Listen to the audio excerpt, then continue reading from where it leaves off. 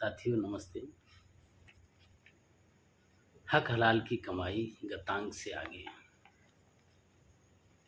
गुरु नानक साहब ने राजा, प्रजा, पंडित, मूर्ख, विद्वान, अनपढ़, हिंदू और मुसलमान सभी के लिए सुकृतु अथवा नेक कमाई के नियम पर जोर दिया।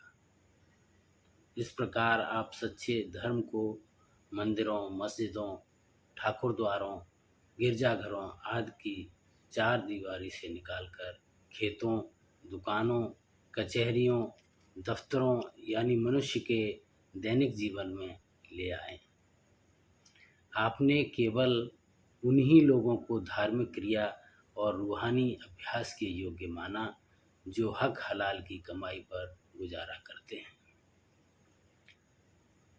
गुरु नानक देव जी ने स्वयं वर्षों तक दौलत खां लोधी के मोदी खाने में सच्चाई और पूरी ईमानदारी के साथ काम किया और इस कमाई में से खुले दिल से गरीबों, अनाथों की मदद की।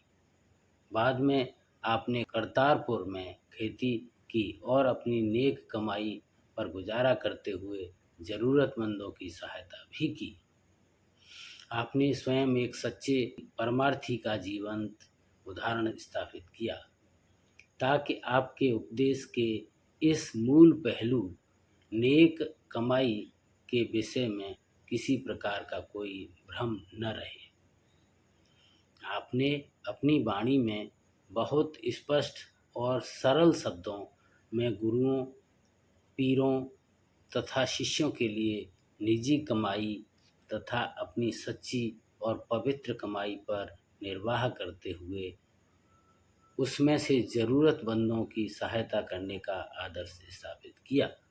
अर्थात अगर कोई गुरु या पीर होकर शिष्यों से मांगता फिरता है तो उसके पैरों पर कभी सिर नहीं झुकाना चाहिए।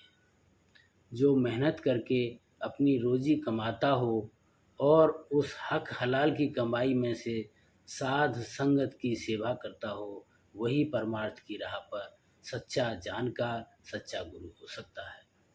यह सबको पता है कि गुरु नानक साहब ने एमनाबाद में मालिक भागों के 36 प्रकार के पकवानों को त्याग कर भाई लालो की कोधरे की रोटी को पसंद किया क्योंकि आपको पहले प्रकार के भोजन में गरीबों का खून मिला हुआ दिखाई दिया तथा दूसरे प्रकार के भोजन में हक हलाल की कमाई का अमृत। कबीर साहब ने अपने समय के अधूरे और पाखंडी गुरुओं की आलोचना करते हुए लिखा है कि वे लोभवश शिष्यों को लूटते हैं। उनके शिष्य भी अपने स्वार्थ के लिए ही ऐसे गुरुओं के साथ लगे रहते हैं। ऐसे लोगों को शांति कैसे मिल सकती है? आप कहते हैं कि ऐसे गुरु पैसे के 50 मिलते हैं। वे राम नाम को बेचकर उसे अपनी कमाई या साधन बनाते हैं और ऐसे धन से शिष्यों की गिनती बढ़ाने का यत्न करते हैं। कबीरदास जी कहते हैं, कबीर पूरे गुर बिना पूरा शिष्य न होए, गुरु लोभी शिष्य लालची दूनी दाझण होए। गुरुआ तो सस्ता भया पैसा ले केर 50, राम नाम को बेच कर करे शिष्य की आस। कबीर साहब ने गुरु तथा शिष्य दोनों के लिए बहुत ऊंचा आदर्श स्थापित किया है। आप फरमाते हैं कि शिष्य को चाहिए कि अपना सब कुछ गुरु को अर्पण कर दे, अर्थात सब कुछ गुरु का समझकर इस्तेमाल करे, परंतु गुरु को चाहिए कि शिष्य की सुई तक को हाथ न लगाए। उन्होंने कहते हुए लिखा है, शिष्य को ऐसा चाहिए गुरु को सब कुछ दे, गुरु तो ऐसा चाहिए शिष्य से कछु न ले। कबीर साहब स्पष्ट करते हैं कि महात्मा अपने शिष्यों का धन साध संगत की सेवा या परोपकार में अवश्य खर्च करवा देते हैं ताकि उनकी कमाई सार्थक हो तथा परमार्थ के राह पर चलने में सहायक सिद्ध हो। परंतु महात्मा निजी जरूरतों या निजी लाभ के लिए शिष्यों से कभी एक पाई भी नहीं लेते।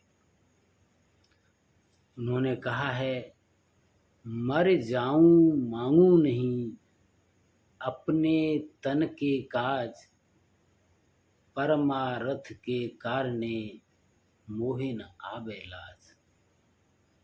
जैसा कि सब जानते हैं कि कबीर साहब ने जीवन भर कपड़ा बुनने का काम करके अपना और अपने परिवार का पालन किया। आप जब भी संत मत के प्रचार या सत्संग के लिए बाहर जाते, अपना करघा साथ ले जाते थे।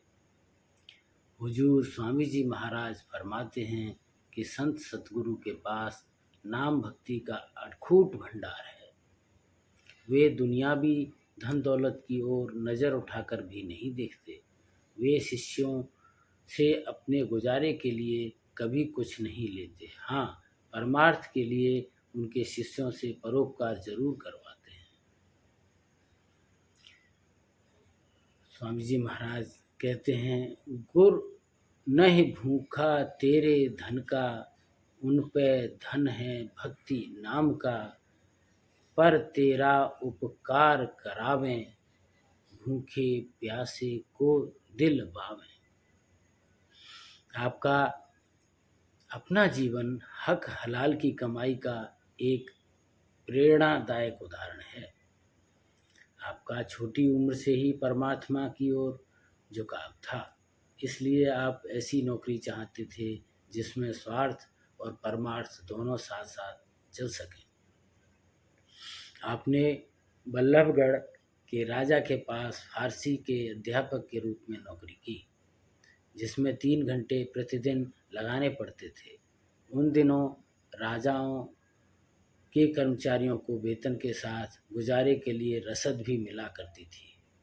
स्वामी जी महाराज सारी रसद ज़रूरतमंदों में बांट दिया करते थे और वेतन का काफ़ी बड़ा हिस्सा अपने पिताजी को भेज देते थे।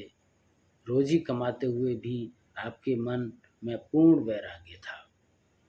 स्वामी जी महाराज के पिताजी घर के गुजारे के लिए साहूकारी किया करते थे। पिताजी के देहांत के बाद स्वामी जी ने सभी कर्जदारों को बुलाकर कहा कि जो कोई कर्जे की मूल रकम चुकाना चाहे चुका दे और जो न लौटाना चाहे वह न लौटाए। उन्होंने कर्जदारों के सामने सारे के सारे कागज पत्र फाड़ दिए और सूद की आमदनी सदा के लिए बंद कर दी। Thank you.